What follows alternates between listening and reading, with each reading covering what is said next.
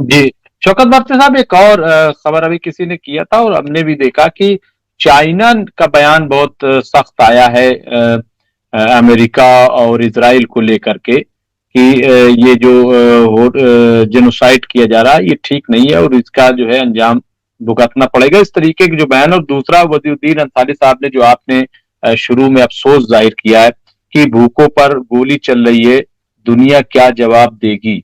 तो दुनिया क्या, बल्कि अमेरिका और इजराइल जो ह्यूमन बीइंग की बात करते थे, जो ह्यूमैनिटी की बात करते थे, जाहिर है कि तो वो क्या क्या लग रहा है आपको कि ये एक तो चाइना जिस तरीके से और पूरी दुनिया खड़ी हो रही है, तो ऐसे में इनकी पोजीशन क्या बचेगी, सवाल ये।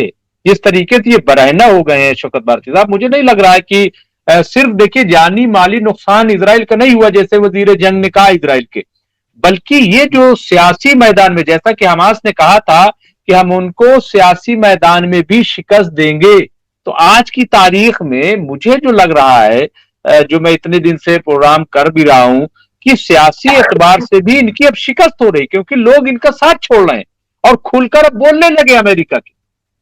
देखिए, इनकी हर एतबार से शिकस्त हो चुकी है। कोई भी ऐसा वो नहीं है कि जहां इन्होंने शिकस्त नहीं खाई है।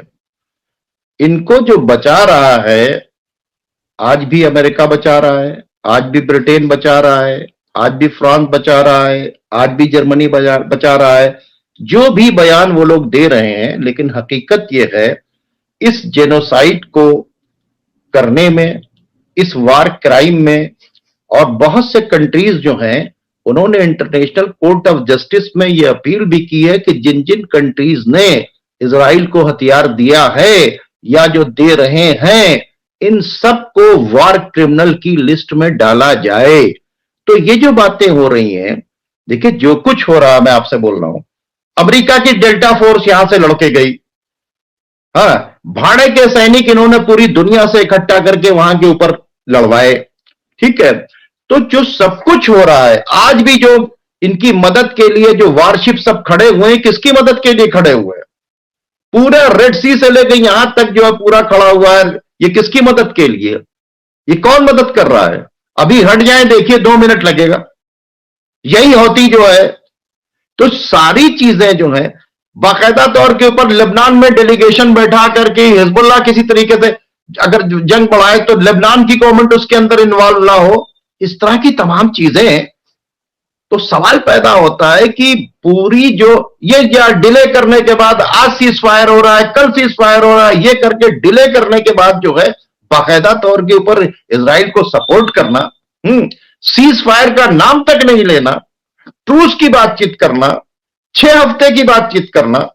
अरे अगर वाकई दुनिया सीज फायर करना चाहती तो 6 हफ्ते की शर्त जब रख रहे थे तब उनके मुंह के ऊपर मार देना चाहिए कि परमानेंट सीज फायर की बातचीत। तो सवाल ये पैदा होता है, ये जंग जो है ये बाकायदा तौर के ऊपर अमेरिका और क्या नाम है ब्रिटेन और ये क्या नाम है फ्रांस, ये जर्मन, ये सब मिलके बाकायदा तौर पर लड़ रहे हैं। इतना ही नहीं, आपको बता दें, जैशुल अद जैसे टेररिस्ट को ईरान के खिलाफ वहां से क्या नाम है बलूचिस्तान के बॉर्डर से इस्तेमाल किया जा रहा है। एमकेओ जो है, मुजाहिदीन खल्क जो है, ये टेररिस्ट ऑर्गेनाइजेशन जो है बाकायदा तौर के ऊपर जो ईरान के ऊपर अटैक करती, इसकी मीटिंग फ्रांस के अंदर हुई।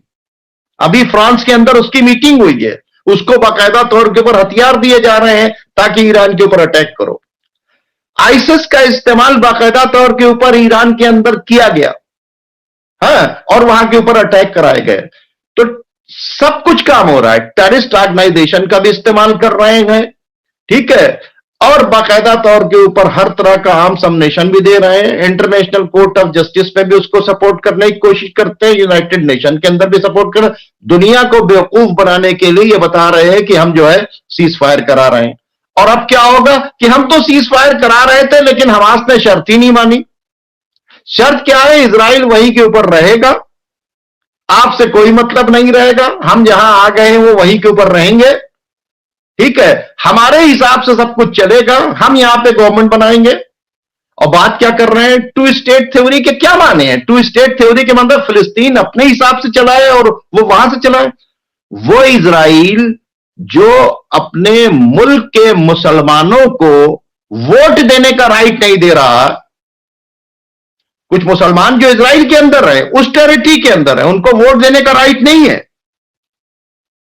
तो वो वहां के ऊपर अपने इजराइल की टेरिटरी में रहने वाले मुसलमानों को अलग ट्रीट करता है, इजराइलीज को अलग ट्रीट करता है, उनको सेकंड क्लास सिटीजन की बातचीत कह रहा है कि हाथ में जब हम आपके एक स्टेप बांध देंगे तब उसके बाद उसमें भी इस एज के लोग बैतुल मुकद्दस के अंदर जाएंगे। तो जो अपने इजरायली नेशनल मुस्लिम्स के साथ ये कर रहा है, तो फिलिस्तीनियों के साथ क्या नहीं करेगा। और जो कुछ कर रहा है सामने, तो जो लोग गोली चला रहे हैं सिविलियंस के ऊपर, उनको वहां के ऊपर दे दिया जाए जगह की, वो वहां के ऊपर सिक्योरिटी देखेंगे, उनके अंडर के अंदर सब कुछ होगी, वो वहां से नहीं निकलेंगे। वो आगे से घेरा, जो क्या नाम है वहां पर, जो क्या कहते हैं ऑफिसर्स होंगे, ये वो जो सेलेक्ट करेंगे उनके अकॉर्डिंग नहीं चलेंगे। तो ये सब सारी चीजें जो है, ये सब खुद बता रही है कि ये तो अब कहा कि अब ये कह देंगे साहब हम क्या करें, हम तो जंग बंद करवा रहे थे, हमास ही नहीं माने। समझ रहे बातचीत को? तो ये सिर्फ एक ड्रामेबाजी चल रही है। सुनील लगान साहब का मंडे इसका लास्ट डे है, ठीक है, लास्ट डे है मंडे का, उसमें देखिए क्या नतीजा निकलता है।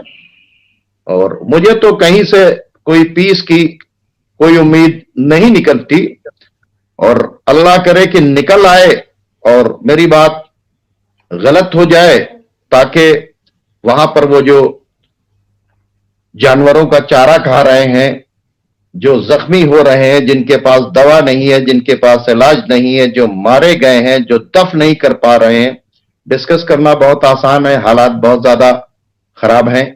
तो वो लोग जो है उनको सुकून मिले, जंग रुक जाए, और हम तो यही उम्मीद करेंगे कि सुनील लगान साहब ने शौकत भट्ट साहब लिखा है कि सबसे बड़ा खतरा इजराइल फिलिस्तीनी आम लोगों को, खासकर बच्चों औरतों को खत्म कर रहा है। इस पर कैसे काम हो, रूस और चाइना को फैसला लेना चाहिए। ये इनका कहना है कि किस तरीके से इसको। और दूसरा ये कि ईरान जो है वो इस वक्त क्या उसकी क्या पोजीशन है, क्या सूरत हाल है, क्या सरगर्मी है शौकत भारती साहब अगर देखें? देखिए, ईरान की जो एक्टिविटीज है वो सिर्फ ये है कि किसी तरह से सप्लाई चेन नहीं टूटनी चाहिए। किसी भी तरह से वो लोग जो अपनी जान हथेली पर रखकर इनसे मुकाबला कर रहे हैं, चाहे हमास के लोग हों, चाहे हिजबुल्लाह के लोग हों, चाहे हौती के लोग हों, उन तक हथियार पहुंचता रहे। ये सबसे बड़ी बातचीत है। देखिए, प्रोडक्शन हाउस क्या होगा? ईरान। सप्लाई लाइन क्या है? ईरान। अभी अगर ईरान डायरेक्ट जंग के अंदर इन्वॉल्व हो जाए तो आप किसका प्रोडक्शन हाउस बर्बाद होगा? ये जो सप्लाई लाइन जो चल रही है ये सब बर्बाद हो जाएगी।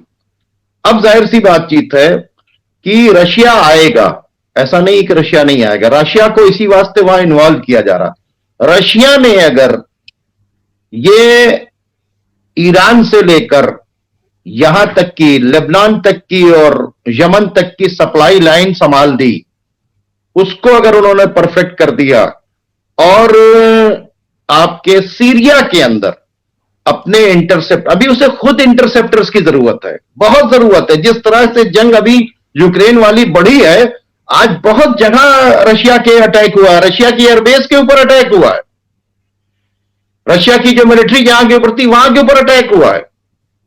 तो रशिया को खुद बहुत ज्यादा इंटरसेप्टर्स की इनकी उनकी जरूरत है। अब अगर रशिया और चाइना इस लाइन को संभाल देता है यहां के ऊपर, तो देखिए फाइटर्स की कमी नहीं है। फाइटर्स हूती के पास लाखों हैं, फाइटर्स जो है लेबनान के अंदर लाखों हैं, फाइटर हजदुल शाबी के पास लाखों हैं, फाइटर जो है बाकायदा तौर के पर हमास के पास और तमाम जितने फिलिस्तीन के ग्रुप्स हैं उनके पास ठीक ठाक हैं, फाइटर जो है बाकायदा तौर के ऊपर सीरिया के अंदर ठीक ठाक हैं। लेकिन दो चीजें, एक इंटरसेप्टर, चूंकि एयर पावर है इनके पास, ठीक है। दूसरी बात यह है कि अब सवाल यह पैदा होता है कि इन फाइटर्स की सप्लाई लाइन, ठीक है, ईरान के इन्वॉल्व होते ही इस जंग के अंदर फुल फ्लैश सीधे सीधे सप्लाई लाइन कट जाएगी। ये सारे ग्रुप्स जो हैं वो कमजोर हो जाएंगे, ठीक है। ईरान का एक डायरेक्ट एक्शन उनको जवाब मिल जाएगा और उसके बाद बाकायदा फिर इनके वही तमाम जहाज उड़ेंगे और बम्बार्डमेंट करके वो सारी चीजों को फिर वहां के ऊपर, यानी बैटल फील्ड आपकी सप्लाई लाइन बन जाएगी, आपका प्रोडक्शन हाउस बन जाएगा। तो फील्ड तो यहां पर सजी है, सप्लाई लाइन नहीं टूटनी चाहिए, प्रोडक्शन हाउस चलते रहना चाहिए, क्योंकि उस प्रोडक्शन हाउस से बहुत से ड्रोन जो है वो रशिया को भी जा रहे हैं। ऐसा नहीं है कि रशिया को नहीं जा रहे हैं, बहुत सी मिसाइल्स रशिया को भी जा रही हैं। अभी चाइना, ईरान और रशिया यहां के ऊपर वार प्रैक्टिस भी करने वाले हैं।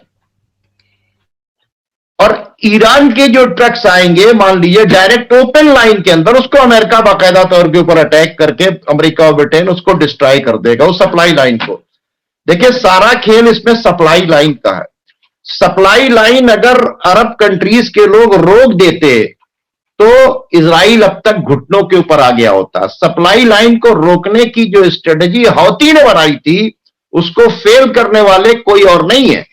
हौती की सप्लाई लाइन को फेल करने वाले जो हैं वो आपके ओआईसी के कंट्रीज हैं, मिस्र है, जॉर्डन है, यूएई है, सऊदी अरब है, समझ रहे हैं बात, टर्की है। ये सप्लाई चेन इन्होंने नहीं तोड़ा है आज तक। इस सप्लाई चेन को तोड़ना पड़ेगा, एयर स्ट्रिप बंद करनी पड़ेगी।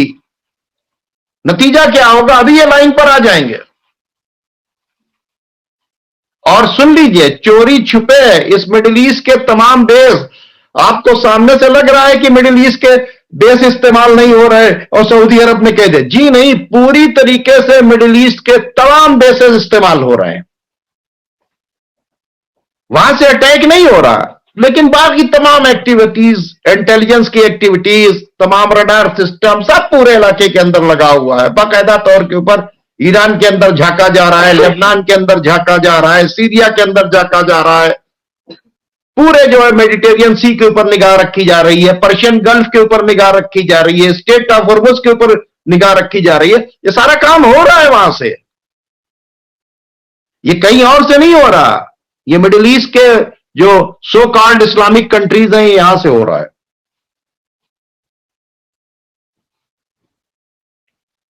जी मुमताज साहब, मेरी आवाज आ रही है?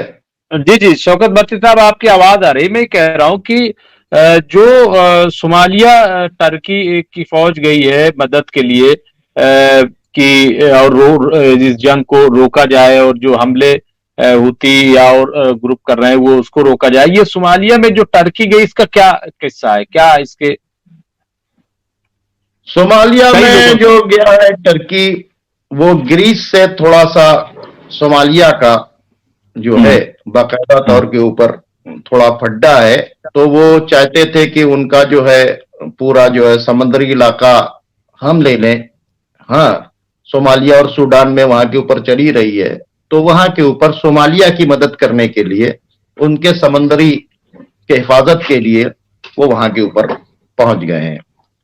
वो जर्मन को पहले देना चाहते थे, लेकिन अब वो जाहिर सी बातचीत है कि समंदर से रहेंगे वहां के ऊपर, तो उनका सारा जो है वहां पे मिलिट्री वहां के ऊपर पड़ी हुई है, वो सारी चीजें जो है उनको फायदा होगा।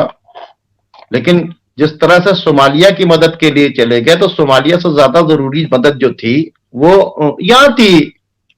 ये तो पूरी दुनिया चिल्ला रही है कि यहां मदद की जरूरत है। मैं पूछ रहा हूं कि यार स्पेन ने सामान बंद कर दिया, ब्राजील ने जो है क्या नाम है, यानी ये तमाम कंट्रीज जो है बाकायदा तौर के ऊपर खुल के सामने आ रहे हैं, ये क्या कर रहे हैं रजब तैयब एर्दोगान।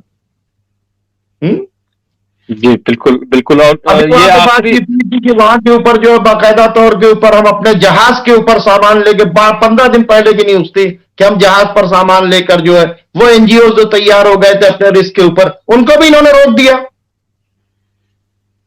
वो एनजीओ कहां से आना चाहते थे? इससे पहले भी 400 कश्तियां आनी चाहती थी, तमाम 3 महीने पहले, तब भी इन्होंने नहीं आने दिया अपने यहां से कोई एड किसी तरह की।